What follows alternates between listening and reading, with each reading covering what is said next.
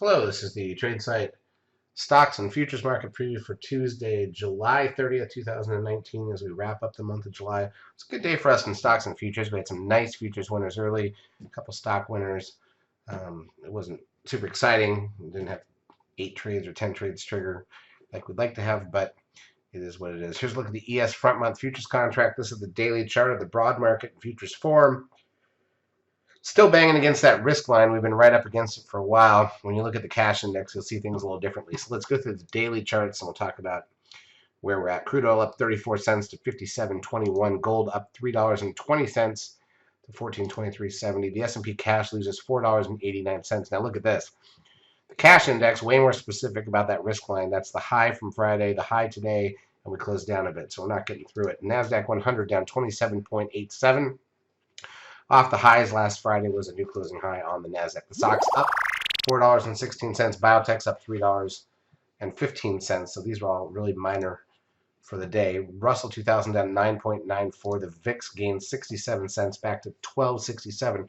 Remember, here's the key on the VIX. We got that 13. So just when the S&P and the ES get the sell signal a couple weeks ago, the VIX gets the buy signal. Remember, the VIX going up means the market going down. The last time we had a buy signal on the VIX, and by the way, it's very rare to even get one, was back in March, and then the market spiked up. I'm sorry, the VIX spiked up a bit, and the market dropped shortly after that. So, and especially in May on that bigger spike in the VIX off of that 13 signal. So something ahead, if we get a spike in the VIX, could lead to the market declining, which is what the S&P is showing us anyways. The trend closes at 1.53. That puts the 10-day at 1.15. NASDAQ volume was only 1.8, almost 1.9 billion shares. It's still summer volume. We're wrapping up July. Wednesday will be the date that the statements print, and that will end that month somewhere in August.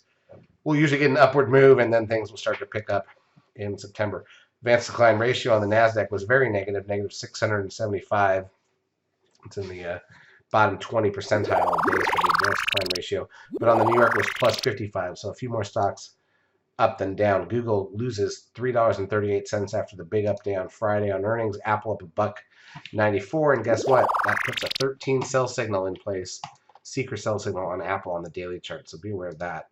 Netflix down $3.08, but still recovering a bit from the gap down. It puts it back up into the range it was in since February before the earnings. Amazon down $30.60, but that's a blip on a $1,900 stock. Tesla up $7.73. Facebook down $3.81. Goldman Sachs down $1.82.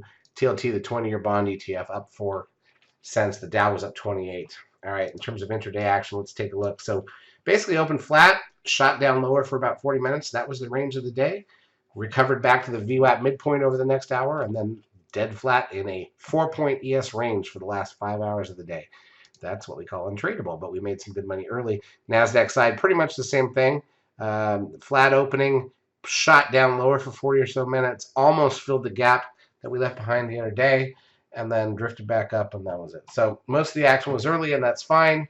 That's when we want to trade, is when we see things going on, and we certainly did. So a couple of good winners, plus the futures were awesome. Charts as usual brought to you by in terms of economic data on Tuesday. Core PCE price index and personal income and spending an hour before the bell. S&P composite housing price index at 9 a.m. Consumer confidence and pending home sales at 10. Everybody have a great trading Tuesday, and we'll see you after that.